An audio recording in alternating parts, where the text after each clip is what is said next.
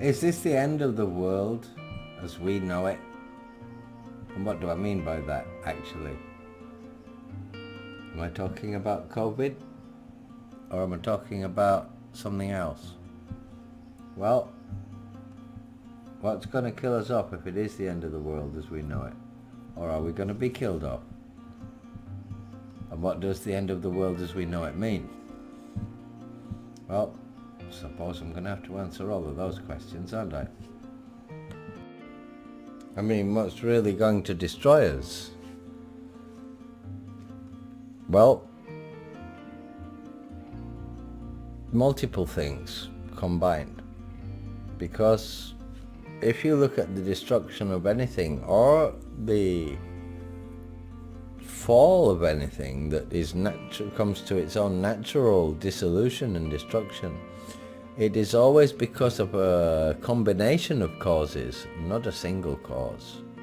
Even if a human analyst comes up with a conclusion for a company as an explanation that the cause of this was that, there's a lot more phenomena implicated and involved because of interdependent, not dependent origination.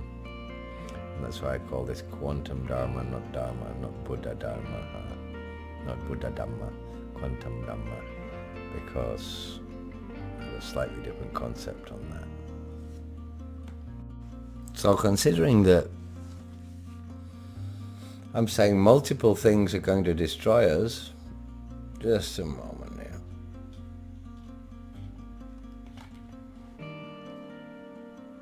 Multiple things are going to destroy us.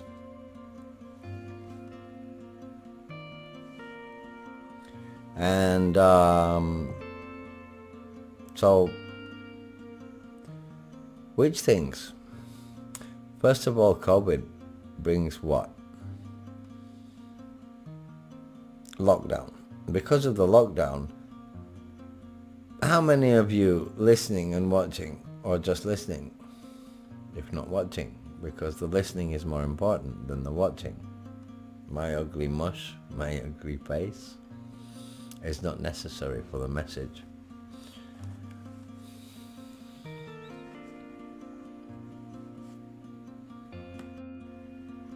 As I was saying, how many of you listening and watching actually know any truth or reality about COVID? What do you know apart from what you see on YouTube and the TV? Do you have any direct experience and knowledge with COVID? Do you have COVID as one of your relatives died from it? Or been told they had it and died from it? Or been told they had it and got better from it? Or just been told they had it and they have to quarantine? But did they really have it? Because the people who there's people at checkpoints all over the world telling people they have COVID. With swabs. But the thing is, to actually determine and confirm that you have COVID, you need an electron microscope image of the bacteria itself so that you can look at it and see. So that's a bit funny that some young 7-Eleven or a part-timer stood at the front of a shopping mall has something that would go in front of your thing, or some police officer or whatever, the thing that scans you, or they stick this swab up your nose and stick it in a test tube and say you've got COVID. Can't make a vaccine, but they've got a COVID tester. That precise. I haven't even been able to find a electron microscope image of COVID-19. I'm finding COVID-17, 18, but not 19. Even in laboratory articles written about COVID-19, they're using photos of electron microscope images of COVID-17. So I haven't seen an electron microscope of COVID-19. So does it exist? Or is there just a lockdown? So it either exists and there's a lockdown, which means we're really in trouble, or it doesn't exist and we're in a lockdown and there's something strange going on. Which also means we might be in trouble if we don't do anything. But what's going to destroy us is that, let's assume COVID is real, because I don't believe governments would let themselves lose so much money if it wasn't, unless they had some real high agenda that is above my understanding. And I can think of some good reasons for a lockdown with no COVID, but none of the math works out in any of the things I've thought of, and they could bore you for 4 or 5 hours telling you of all the possible agendas that could exist. They could be economic, they could be to do with the plastic and petroleum industry, the plastic ban that was going to happen but didn't because COVID came, that was going to ban single-use plastics, and the fact that the petroleum industry depends on the plastic industry and so on, and that they actually instigated it. We know it was made in a lab now. It's like 92% admitted or 88%, which is tantamount to admitted. It's just they don't know who to blame as the scapegoat yet. Because somebody's going to have to take the blame so they can say something in the news and then go home and let us all forget about it. That they insisted it came from bat poop. So, lockdown. Mental health. Here in Thailand, suicide rate has gone up 25% over about a 2-month period.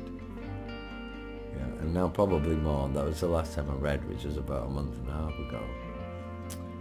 It's gone up 25%, so it's probably gone up 30 or 35% now, people killing themselves. Either because they can't survive or because they're going mad with the lockdown. And so there's only 258 psychiatrists in Thailand, and there's 70 million people. Mental health, because of lockdown, is now becoming really big. Even the British Embassy, who always hang up on me, and I said this in a previous podcast, hang up on me asking for any help. I've even set up hotlines, and they have time to talk to even me and other people, of course, because they know that the real problem is not COVID, it's the mental health of the people in the lockdown, because they're either becoming suicidal and developing PTSD, which is going to influence society for generations. Because not only will it influence the generation of adults going crazy who've never had to put up with a lockdown like this before, and children who are growing up in a world that we haven't seen as bad since the Second World War, like that, locked down and deprived of all the things that I had as a kid socially, and the world changing before their eyes. That's also affecting them. And also even alcoholism, it has now been proved, confirmed, that if your parents, your ancestors have alcoholism in them, or other tendencies, suicidal tendencies, or violent tendencies, or whatever, that you actually inherit genetically the probability that you might become an alcoholic or you might develop this tendency. And so if the mental health of, let's say, 80% of the world, or 60-70% of the world, most definitely, minimum, is being seriously affected by COVID lockdowns, getting angry all the time, and if you get yourself locked in a vicious circle of negative thought, your cerebellum can actually do chemical things that can cause heart attacks, program your genetics and your DNA that your children and your children's children will develop those traits, and so on. How do I know this? Well, I've got a lot of time to sit there investigating, and I've got a lot of curiosity, and I absorb myself in multiple disciplines, because as I said, there's more than one cause I say that, as I say, because I said this in a video that comes after this bit, a slide that comes after this one, but I already made the video, but it comes up, it's a chapter after this.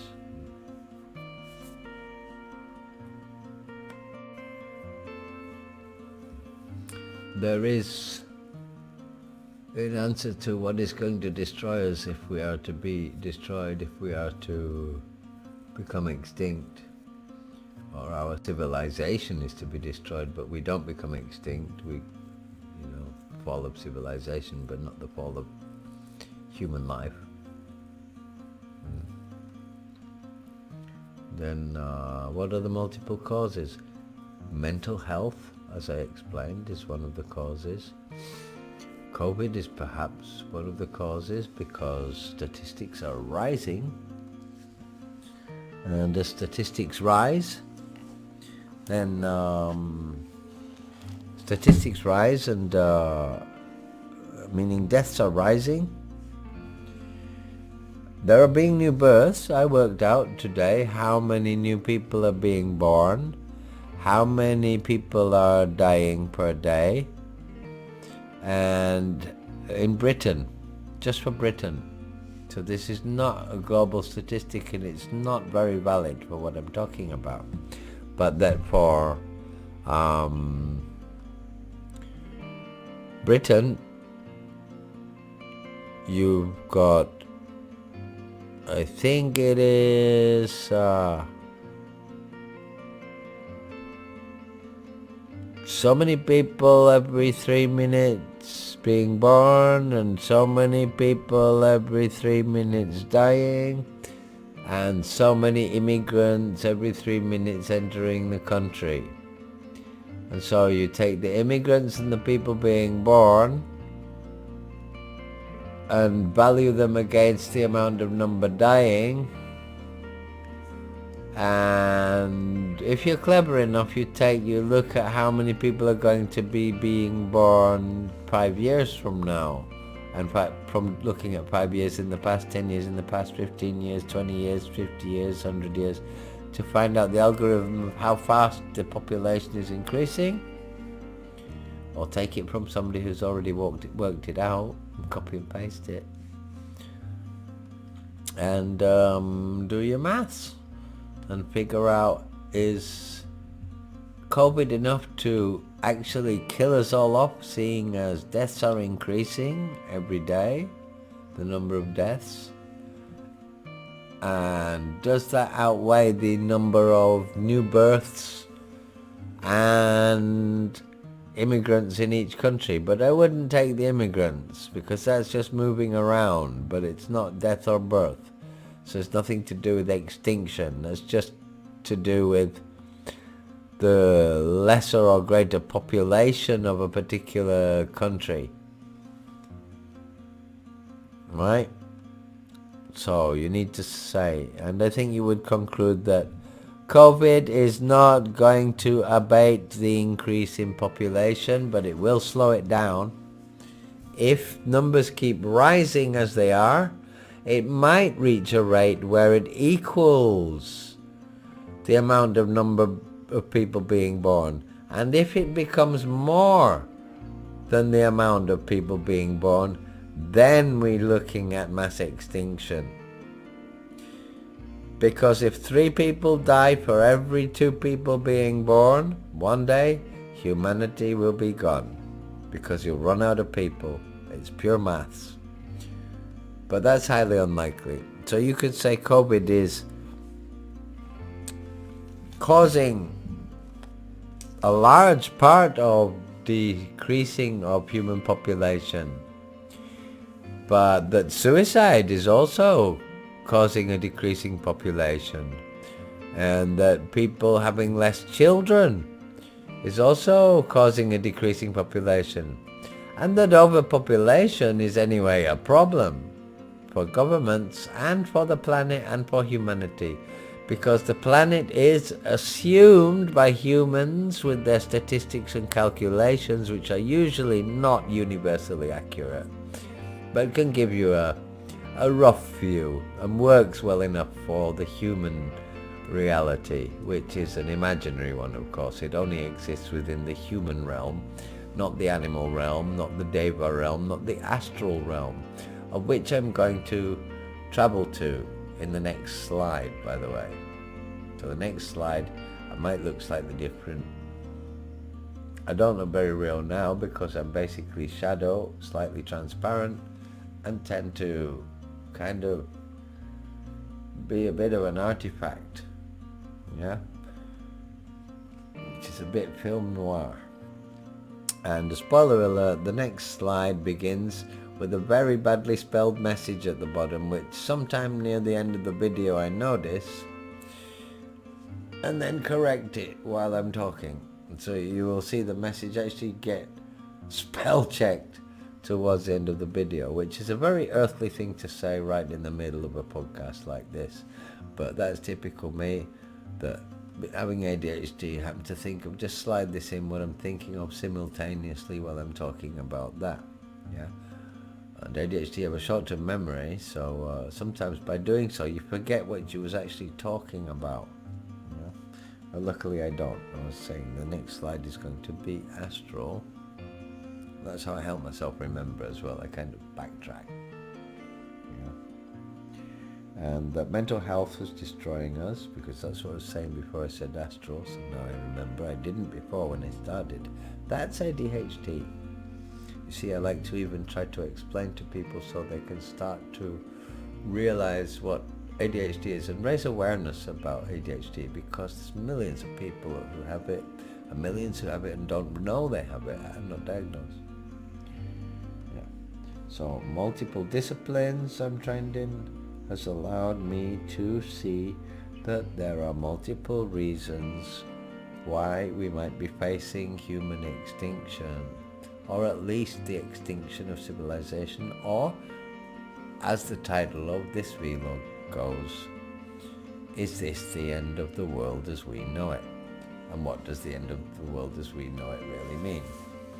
It might be the beginning of a new world, which might be worse or better, because the end of one thing is always the beginning of another thing, right? Yeah? So, you know, the end of this evening will allow for tomorrow morning to begin when it begins, which for me is a very ridiculous thing, because I have ADHD and tomorrow morning doesn't exist. It will only exist when my space-time, or what you call the now, the present, which is the only thing that exists, is the space-time I'm occupying. The space-time my consciousness occupies is exactly the same as what a person calls the present in time, the present time. Or where a person who believes in a fixed self thinks this is where I am here and now. And I hope one day people will understand that I have a completely different perception of this, which is why I've never had been able to have a job where you have to wake up at a certain time and be there at a time and keep a calendar. And if you ask me today what day it is, what month it is, and what year it is, I really couldn't tell you. Sometimes I know what year it is because I happen to ask on that day, but it's not because of my memory. It's because of my lack of curiosity or interest in such matters. Because I'm good at a lot of things because I'm really interested in them.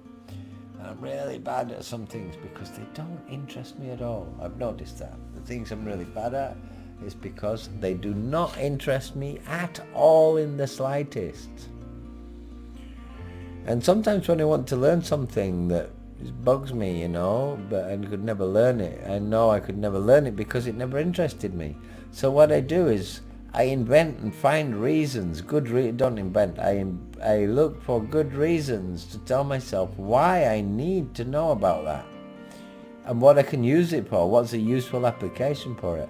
Like maths, you know, I always found it boring. Or history. And now, as a historian, a lot of people say, you sound like a historian or a scientist. I said, well, so does my uncle, and he's a bricklayer, But he happens to read lots of history, and so he knows a lot about it. He likes to talk about it. My uncle who passed away recently, I've been missing very much because he's one of the few people who used to like to talk so much about history of anything with me. The history of the Swiss watch, down to the history of the Second World War, to the history of humanity and the history of the world, the history of civilization, of Greek civilization, or Vedic civilization, or the British history, or, And that's just history. As I said, multidiscipline. I like everything from genetics to quantum biology to normal biology, in relation to health and knowing chemistry and biochemistry, geology, anthropology, social anthropology, evolutionary sciences, be they paleontological, anthropological or social, mental sciences, psychological sciences,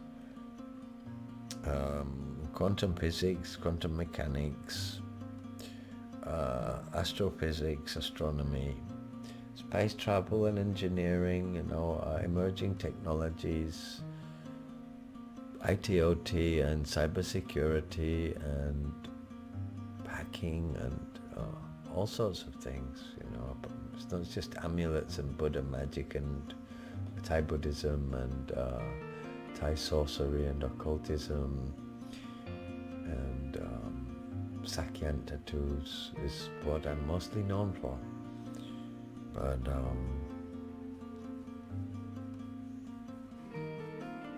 and that I was a Thai monk and Rusi and Sakyan maker and author, and still am, but not maker. But all of those things are just one chapter of my life. And the one thing, as a monk living in the forest in a cave, as a Buddhist monk in Thailand, my practices did lead me to wish to transmit one thing in this lifetime. And it's what the Buddha wished to transmit, basically, is that try to help transmit something that will be the cause of awakening in somebody, because it is the awakening that will allow them to travel further to whichever point of letting go and enlightenment and being free they wish to. Awakening. And so, is this the end of the world as we know it? And what are the causes going to be? It's only part of actually a long series of vlogs which mix together, if you take them like a jigsaw puzzle or a tapestry and sew them together into one carpet, meaning you've watched and listened to them all and absorbed them all, understood them all, mixed with your own experience and understanding and intuition and intelligence and wisdom, apart from mine, hopefully awakening will arise. I mean, real awakening, because humanity is not awake, and humanity is in dire straits. And it is merely because it's vibrational thinking, neurons and neurotransmitters, and when neurons fire, the neurotransmitters pass chemicals along, and neurons fire and neural networks form. This is all waves of vibrational energy, oscillation. All things never change, is what the Buddha said, anicca. For me that means constant motion, perpetual motion. They say there's no such thing as perpetual motion machine that a man can make. But actually everything is in perpetual, constant flux, which is tantamount to perpetual motion, because we're actually moving. The planet is spinning. We're stood on the planet, and the planet is spinning on its own axis. It's spinning around the sun. in the solar system, which is in turn spinning around in the galaxy, which is in turn moving at speeds which are unimaginable. Right now we are moving at speeds that are unimaginable. And in the third dimension, it's not just a flat spiral, it's like going up like a coil, like a spring coil, you know. If you wanted to visualize it for humans, it's not really, but that's how humans draw it, as a 3D drawing. It's actually just another conditioned way of looking at it to try to understand it. It's a model, but it is not the thing itself. And this is why we humans have problems perceiving and awakening to and perceiving reality, because of our perception and our way of, our brains need to condition things so that we can recognize and survive. Remember, recognize, react and survive. Fight or flight, play dead, whatever. Yeah. It's actually necessary. It's not sinful things or impurities, really, as seen in religions, even in Buddhism. It is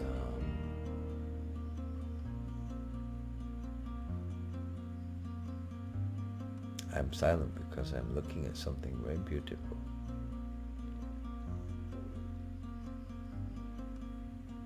I'm sorry. That just cannot be looked at, what I was seeing. Very beautiful. The stars through a hole in some canyon, some holes in some canyon opening with some rocks.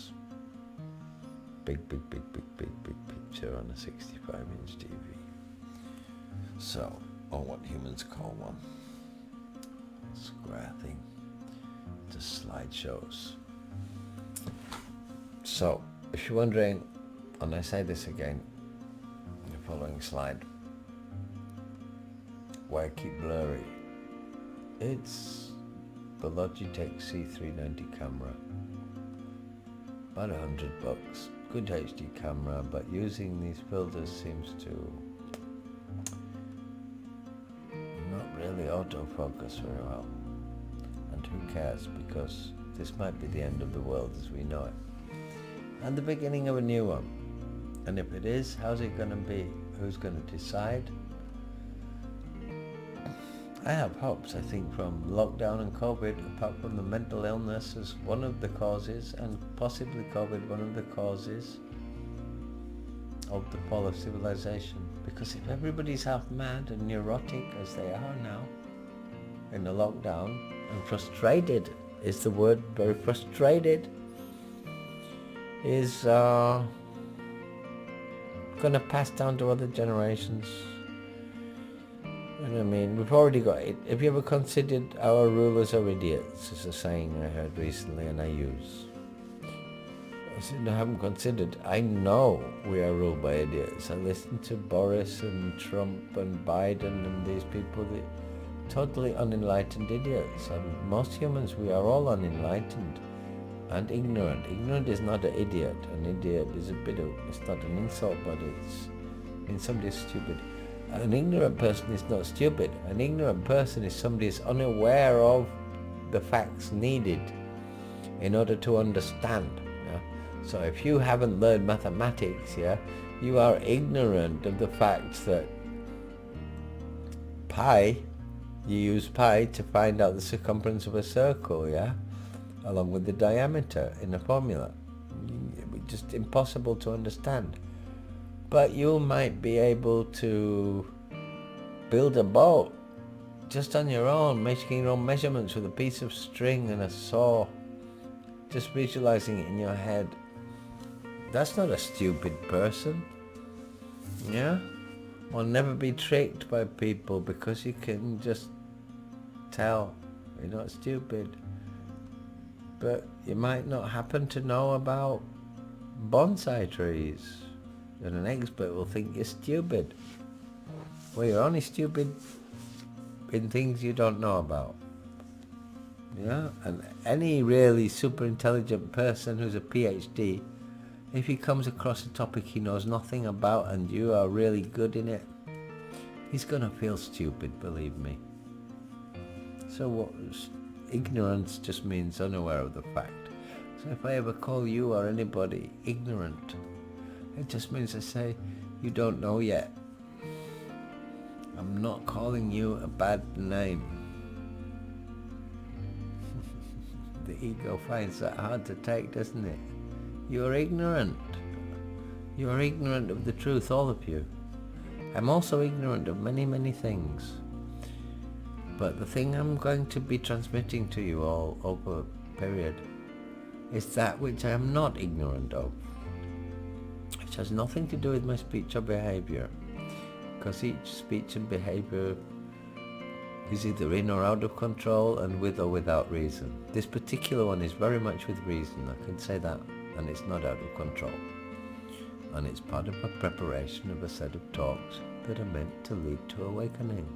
Self-awakening through your own effort and through your own thoughts and realizations and intuitions, not through this video and the whole series of videos that will compile the information needed for the penny to drop and you to be able to tune in, turn on, drop out of this world and drop into your own inner world and drop into the path that will lead you to finding the master key that will open all doors to all worlds and all realms and all states of being that you might wish to experience as an eternal soul or an eternal consciousness, an eternal sense of experience, let's call it.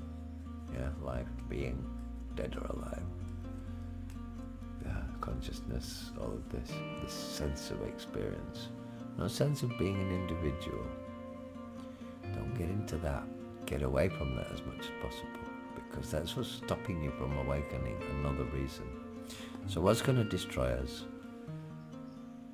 if we are destroyed, which I don't think so. I think a few of us will remain, and that's why I'm doing this, so that there are some who remain who are not asleep.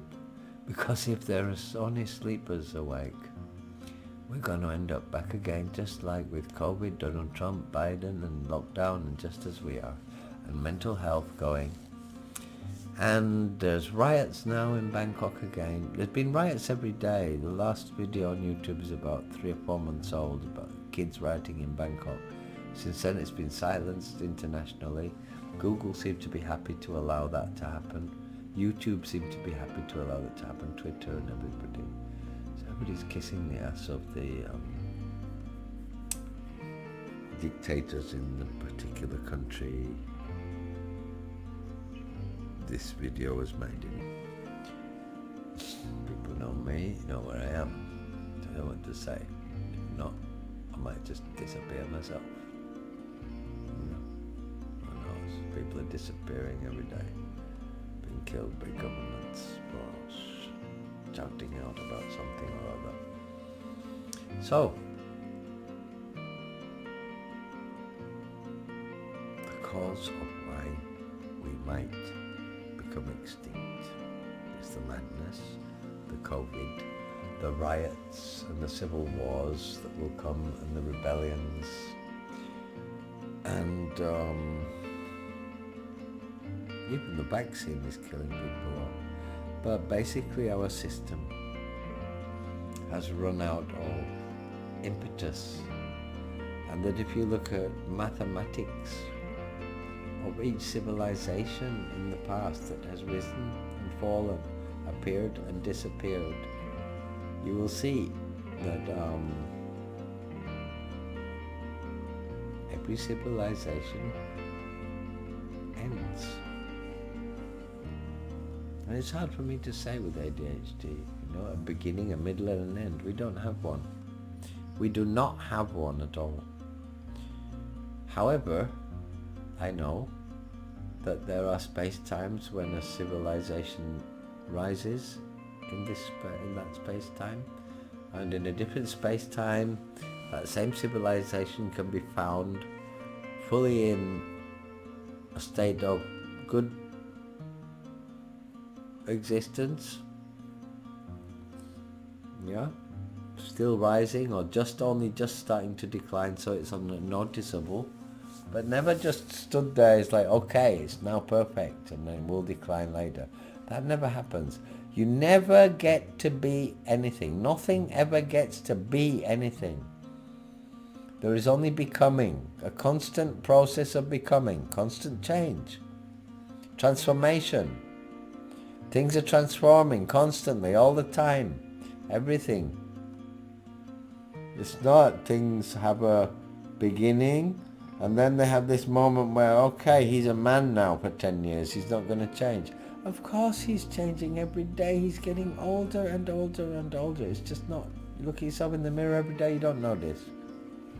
There is no entire, they say, good, stand up, birth, then stand up like a tower as if you're static for a while, and then start falling apart.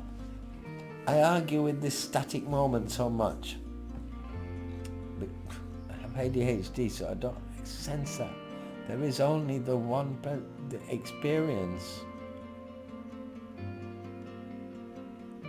consciousness of the experience that you're having, which for me in the moment is looking at what I'm looking at and talking what I'm thinking, holding my hand up, and just out of sight where it says what is going to destroy us underneath, I have a bandage on my wrist, and I can feel the bone in the wrist hurt, what people call hurting, which I'd say is a sensation. I can feel the sensation in my body, in my back, and my own thoughts about what I'm saying in this video I'm making and why I'm making it, but my own silent thoughts about it, plus the thoughts of constructing what I'm going to say to you.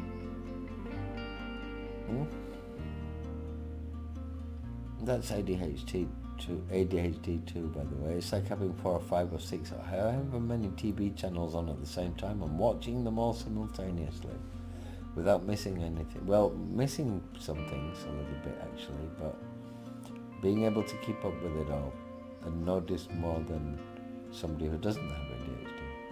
But I can't remember what I said a second ago. Yes, remember what I said at the beginning and before that, because it's long-term memory. But in ADHD, in your cerebellum, which is the short-term memory controller, the neurotransmitters do not fire the chemical substance necessary for the short-term memory to work, which is why this video is in slides.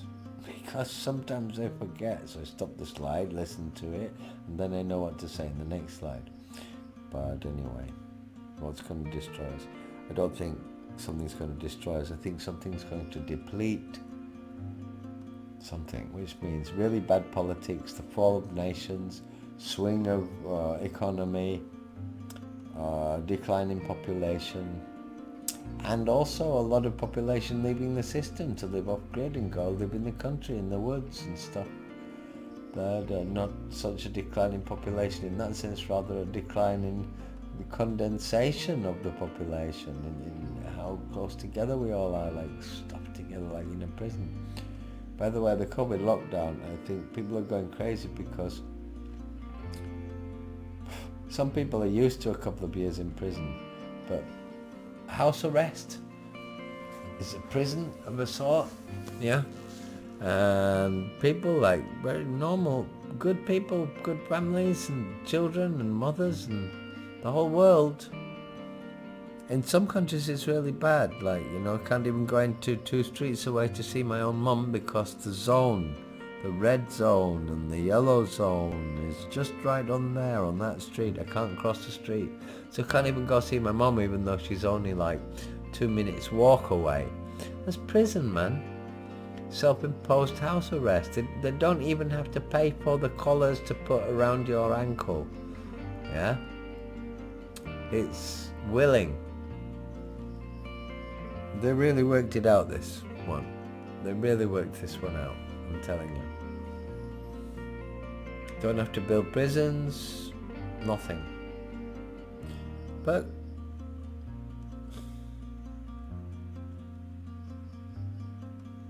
To lose so many hundreds and thousands of millions per day, not just to people but the governments who take taxes. One finds it hard to believe that COVID is not real. The only way it would be real is that they really are going to destroy that complete monetary system and start something new and invent their own money and make themselves just as rich as they always have been. Which was done in 1946, by the way, if you study the new monetary standard made after the Second World War. Around the same time as Operation Paperclip was also passed through the United Nations by the Americans after the Second World War. Study that yourself. Study that yourself. Because right now I want to talk about not what's going to destroy us rather than what's going to save us. And that is that we are going to wake up one by one, person by person, through the realization that all energy, matter doesn't exist. All things are energy, and energy exists in different states depending on its vibration or oscillation or its pulse or its state, changing of state, the speed of its changing of state, or its wavelength or its frequency, which means how fast or slow it's pulsing, changing from one state to the other. All wavelengths are like this: frequency, energy, wavelengths, pulses. Think about all of those words, like blinking on and off. It's actually waves, and particles are just drawings, lines on a piece of paper. Yeah, it might be actually my whole body, not a particle like a dot. And I might be moving so fast that you can catch me with your camera in 3 points as I fly up and down through the room. And so you take a photo of me here, then a photo of me there, and then a photo of me there. But actually, I'm flying in one line, yeah, all the time. I'm not stopping. But what you see is a wave. I'm a wavelength. Or you see me as a dot there, a dot down there, and a dot on the other side, where I started, where you photoed me the other time here, yeah, and where you photoed me the other time here. So you think there's particles that are behaving like waves. No, there aren't. There's just me flying along on a trajectory, and you marking spots where I passed in different space-time continuums, different space-times. You're just catching photos of me in different space-times and then drawing a line between them, join up the dots, and then you see a wave, like a radio wave. How wideband or short band, that's just how fast or how far it's travelling until it bounces back, the echo and stuff like that. It's ridiculous. Our human understanding is ridiculous. Our human conditioned concept, the way we visualize things, reality, things. When I say things, what's a thing? It comes from the word Ding, which means thing. In German, is because England was invaded by Saxons and other Germanic nations. Anyway, the universe.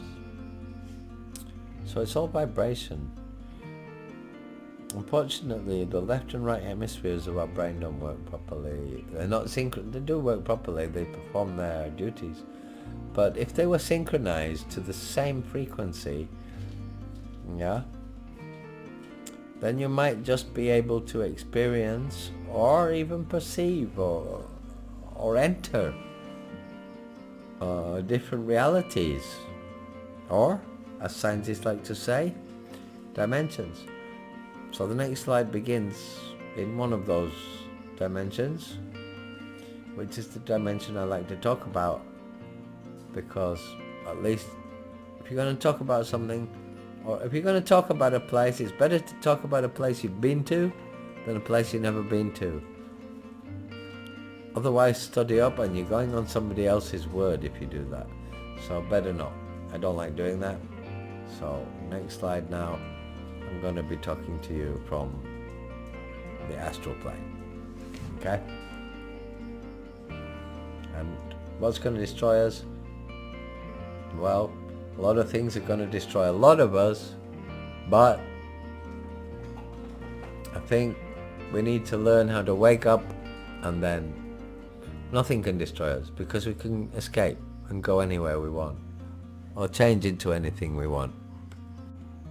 I mean, if we were able to perceive the complete spectrum of everything that not only our eyes, ears, nose, taste senses, touch and other sensory organs can perceive, but everything that is perceivable, even beyond the sense organs like the eyes and the nose and the mouth and the ears, yeah, and the touch of the skin and so on that we have, yeah.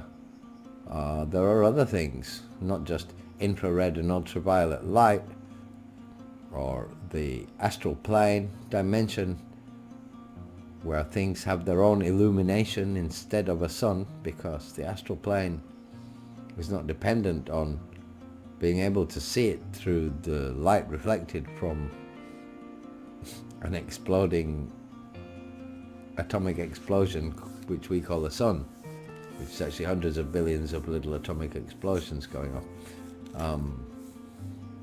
So maybe, you know, if we knew how to change the frequency of our thoughts and perception, and if we were not limited by the perception range of our eyes and our ears and our nose. Our ears, for example, might be able to hear 20 hertz up to 22,000 hertz, which means 20 pulses a second up to 22,000 pulses per second, yeah? Which would be like boom, boom, boom, boom, boom. The bass, very few pulses per second.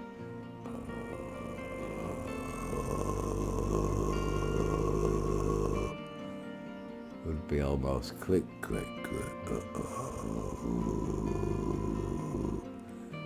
Like a clicking. If you go lower and lower and lower and lower and lower and lower and lower, then it would be like kind of clicking. Yeah. So it'd be like, that's 1 hertz, 1, 2, 3, 4, 5. I'm clicking at 1 hertz a second.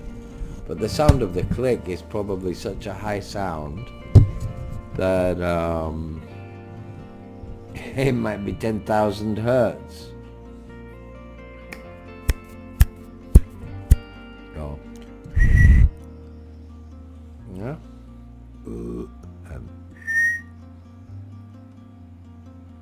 So, for example, if my eyes were all rod antenna, which is what we have around the edge, we have cone antenna in the middle, receptors, sorry, and conical receptors around the edges, which is why sometimes you think you've seen something moving over here or over here, yeah, and you look that way, you think, what was that? Was that a ghost? I thought I saw somebody walking. That's because the rod antenna of your retina can pick up infrared and ultraviolet light, whereas the cone antenna in the middle cannot. They can see what we call the normal spectrum, or the rainbow colors, yeah, and the different tones of each. And some people can see 15 tones of magenta, and some people haven't trained their eyes and can only see maybe 2 shades. I think they're called shades. Shades of green, shades of blue, shades of me, and shades of you. Yeah? Deadly nightshade. What about life-giving daylight? So, we could be astral planing through frequential wavelengths all the time in our thoughts, and existing in different dimensions, but not perceiving them. Firstly, because we don't have the sense organs and the range of each sense organ in order to be able to see something like heat signals, yeah, heat signals, or infrared or ultraviolet light. And so just with the eyes. That's one thing you could look at to say that, well, if I saw ultraviolet light, a John Spencer might look really strange. Yeah, he would look illuminated. You've been in a disco with ultraviolet lights. Yeah, but the astral plane itself is not ultraviolet light reflected. Each object itself emits its own light.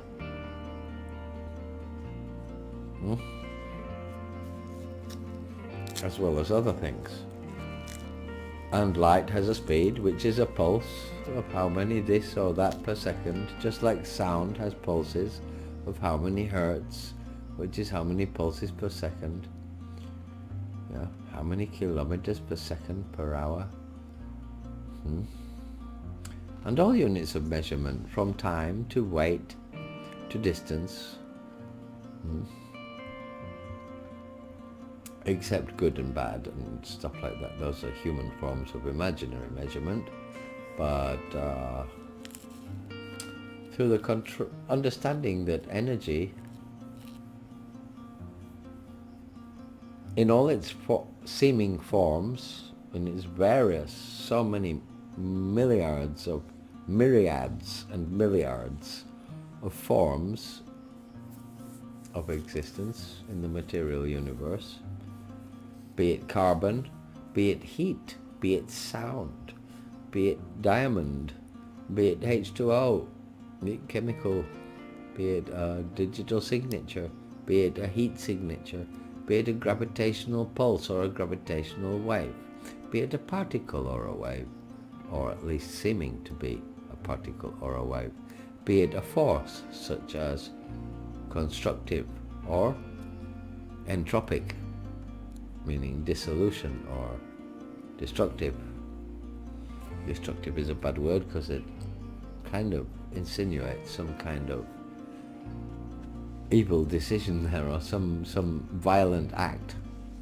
I prefer to say construction and deconstruction, or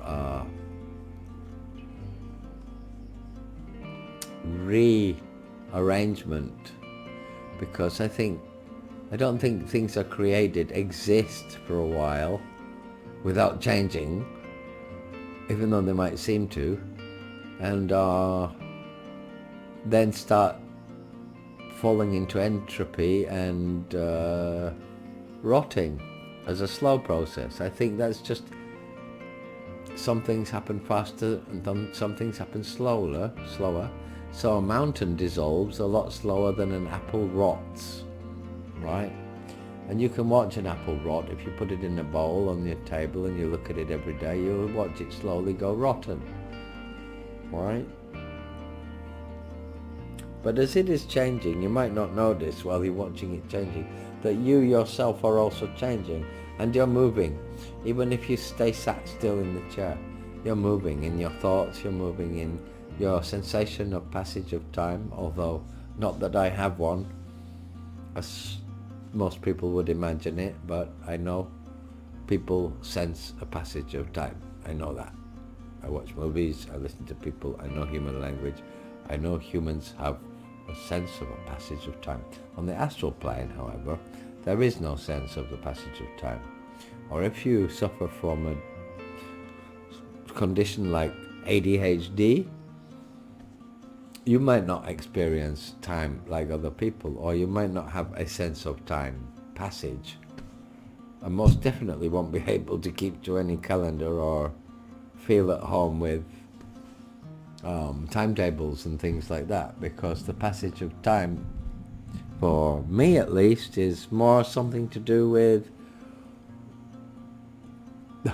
the movement of something in space-time, and it's more to do with movement than the passage of something that is invisible, untouchable, unseeable, and beyond all detection of instruments. But you have this feeling that time is passing, and so the space-time continuum is just not like that. And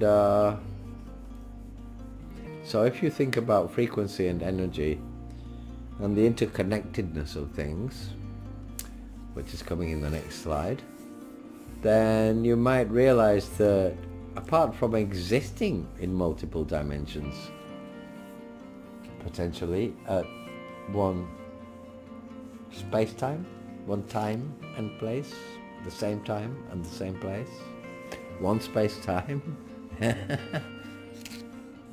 and get rid of the dualistic right and left hemisphere, the artistic and the scientific, the mathematical and the intuitive, yeah, the imaginary and the logical, yeah, the religious and the scientific, the gullible and the gullible faithful mind and the suspicious, questioning, curious mind, investigative. And that if you confuse these two hemispheres of your brain and your thought waves back into something like they were before you were 5 years old, because all children, you say, are we awake? Do we have a sense of self, and are we conscious? What is consciousness? According to even modern medicine, and more or less how I would like to express it, although there are other ways of expressing it, is that children up to the age of 5 do not have a consciousness as an adult experiences it. Not that the adult experience of consciousness is reality. It's much further than that. Yeah. If you knew what reality was, then the way I look right now in this slide, or video, whatever you want to call it, or in this phenomenon appearing in front of you, which is entering your senses visually or at least audibly if you're not looking. And visually, if you're looking, then you're seeing a moving set of pixels of light, more or less light in different tones and shades. And you're also reading some words at the bottom of this video, just about here, which says astral planing through frequential wavelengths, right? It's quite hard to do that because I see things the wrong way around. I'm looking at an example of the video I'm recording. And if I go from right to left, you see me go right to left, but I need to use the opposite hands to go the other way to the way it looks like it should go. Anyway, where am I going? I'm sitting right here, but I've already traveled through various different dimensions, and I'm already still in some of them. Can I see them? Can I hear them? Can I sense them? Are they dimensions that should be seen? What kind of dimensions are there? Most people think a dimension is like the astral plane, where you have a body of light, yeah, where you are glowing. And most people think that the astral plane is like that. And do you know what? They would be right, which is quite strange that they think that. But probably because people who've been there have said so and they've read books. I don't know. I know the astral plane is like that. I find it funny that most people imagine the astral plane to be like that. Everything emits its own light. There are some realms that are so far away from suns and stars that there is no light to be had from them. Those realms emit their own light. Why? Who? I don't know. Ask the creator if you can find whoever created this, because I don't know that particular being. I sense that being, but can't talk to it. So you'd have to send a letter yourself. But I'm not sure who made all of this. But if you want to have a look around the astral plane, that's possible. If you teach yourself, or wait until I've slipped enough things in there in enough videos, and you've watched enough and listened to others and practiced and tried things, that you might actually go there and find out for yourself. But there are other dimensions. There are mental dimensions. There are audible dimensions, dimensions of sonic dimensions. You can become absorbed in any dimension you wish. And there are also dimensions within and without. There is an astral plane within, there is an astral plane without, and those are just very, by some beings in some realms and viewed from certain points in space-time,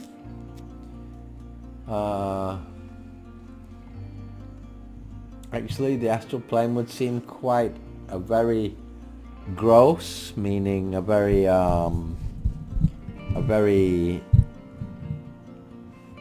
would you say rough place, not as rough as manifest bodily living with flesh and bone on earth, with blood and guts and flesh and bone, and having to poo-poo and having to pee-pee, because in the astral plane you don't have to poo-poo and pee-pee or eat or anything like that.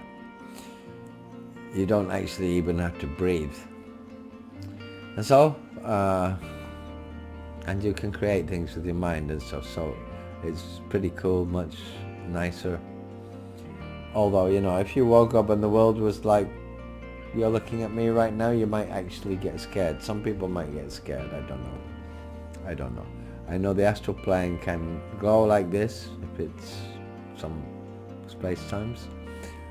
The astral plane can seem light, like daytime. And it has infinite beautiful places, never mind Disneyland. That's the head of a matchstick somewhere on a planet the size of Jupiter, compared to what you can find on the astral plane, which is in principle infinite, especially the inner one. So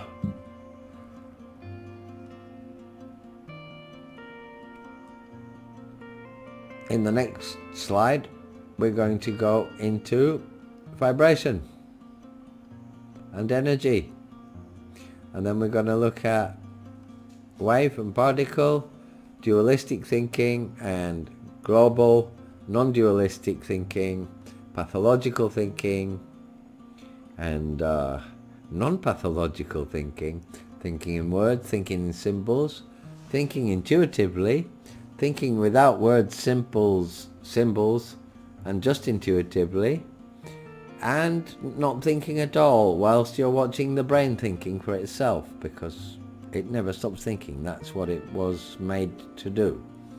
And it won't stop doing that until the heart stops, and then the brain stops, because it has no more blood flowing through it.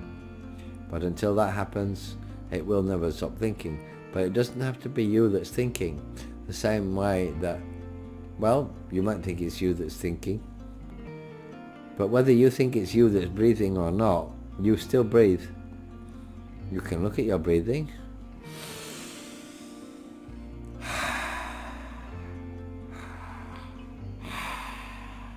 Can't you? You can look at your breathing.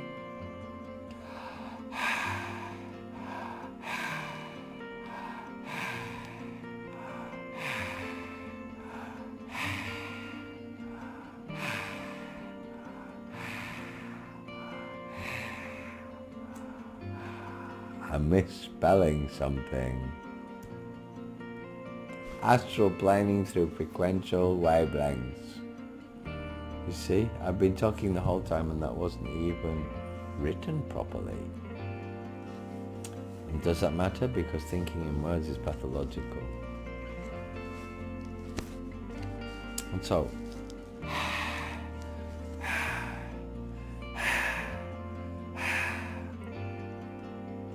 what's that? Absorb yourself in that. There's no words in there.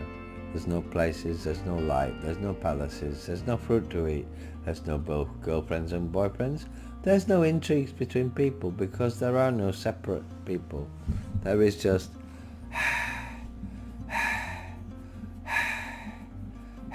what if that's all there was, and the consciousness of that. But no me, no picture for you to look at, no words down here for you to read, yeah? No light, no darkness, not even that. You need eyes for that. Or the absence of eyes. And so, if all there was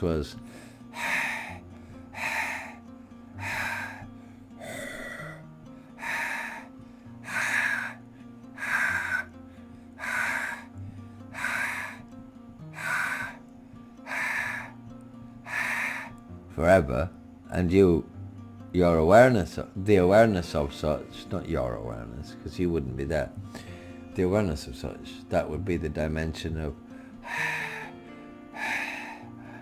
and that's all there would be.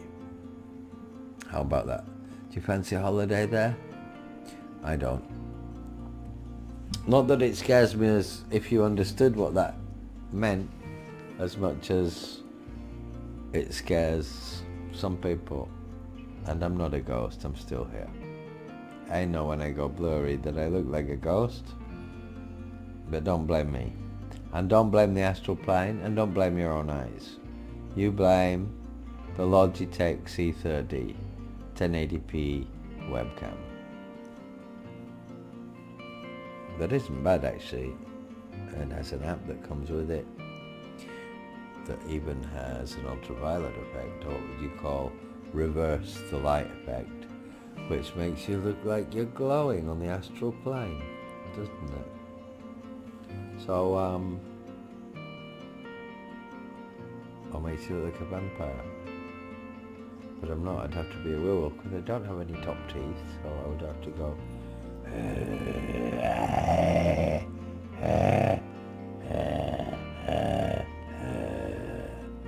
like Jim Chaney.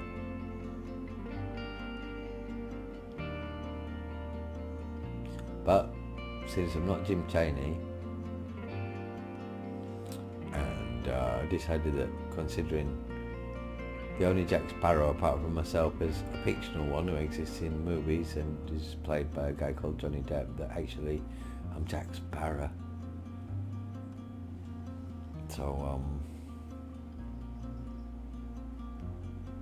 seeing as it's up to you to decide whatever you want in this life, this universe, and that your soul is whatever you want it to be, and that it is an amazing thing actually if you can find it. Don't go looking for it in the usual way, because you won't find one. Like the Buddha said, can you find a soul? Where is it? Is it in your heart, your liver, your head? Where is it? You're not going to find it. So where is your soul? Can't find it? Well, you're looking in physical locations. Of course you can't find it. The soul isn't physical. So that question of, is there a self? Where is it? In your nose, in your head, in your eyes? I'm not sure if the Buddha used that teaching. I've learned that one and I've heard it in Buddhism. But actually I would say that you don't just use your nose and your eyes and your ears and places, that what you call physical places, spaces, space-times, because actually if you say the Potsdam Palace, well, if you said that 3,000 years ago, people wouldn't know what you're talking about because it hadn't even been built yet. And if history gets forgotten 100,000 years from now on another planet, you say the Potsdam Palace, it doesn't exist. And so it only exists in a certain period in space-time, meaning in a certain, it only occupies, that was a bad word, period. It only occupies a certain amount of space-time, which means it was only there on planet Earth between the pulses counted as time by humans, which is known as seconds, minutes, months and years, during what they called the years 16 blah blah blah to 2340 or 2220, after which it ceased to exist, after which it got forgotten, and then it really did cease to exist, except in the Akashic record, meaning imprinted on that particular space-time area. So if you journeyed to have a look there in that space-time area, you would see the Potsdam Palace, which means if a human would say, if I travel back in time to planet Earth to the year 1975, I would see the Potsdam Palace. It was still there. But I would say that if you voyaged to a particular space-time that was the space-time where that the Potsdam Palace occupied that space-time, then you would see it. And it's still there in that space-time, allocated where it is. But where we are now is not in that space-time. I've stood there myself. I was in another space-time when I did. In this now, I was in this now in a different space-time. For you, many years ago in the past, I went to the Potsdam Palace. For me, in this very same now that we are still in the very first moment that first scattered the stars. We are still in the very first moment that scattered the stars into space when the Big Bang went off. There was no scissors cutting moments up. We're still in the first moment. And that moment has never stopped.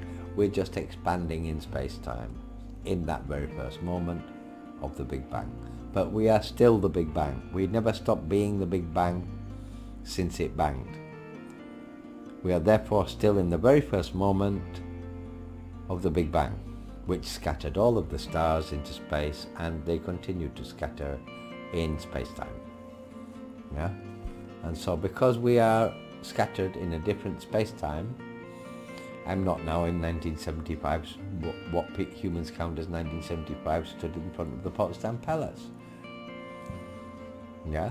But I have stood in that space-time. And I could stand in a space-time with the Potsdam Palace that isn't 1975, that is 2022. Which is a different space-time. And that different space-time, the strange thing is, it also has the Potsdam Palace. Yeah? But some space-times don't. Some space-times remember it because it was in their memory. It's in the memory and the books in that space-time that there was once a Potsdam Palace there. But there wasn't actually, because if you go in that space-time where it says it was, whatever was means, because there's no past, there is no Potsdam Palace. So in that space-time there is no Potsdam Palace. And in the other space-time there is. But there never is or was a Potsdam Palace.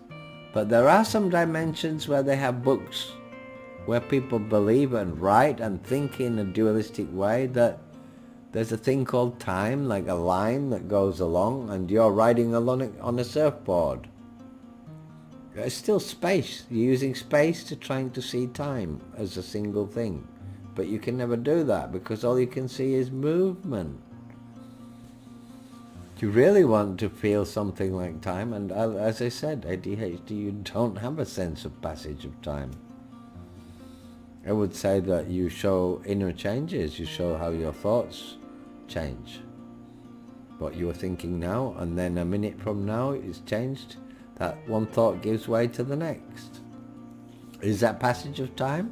I used to think it was, but it isn't. Not for me it isn't anyway, it might be for you. For me it isn't, it's just different thoughts occupying different space-times.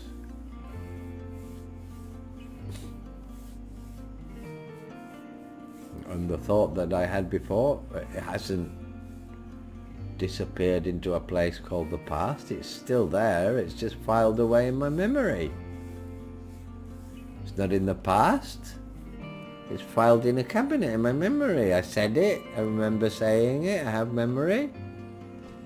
And I remember saying that, and then I stopped saying that because I need my mouth to say something new.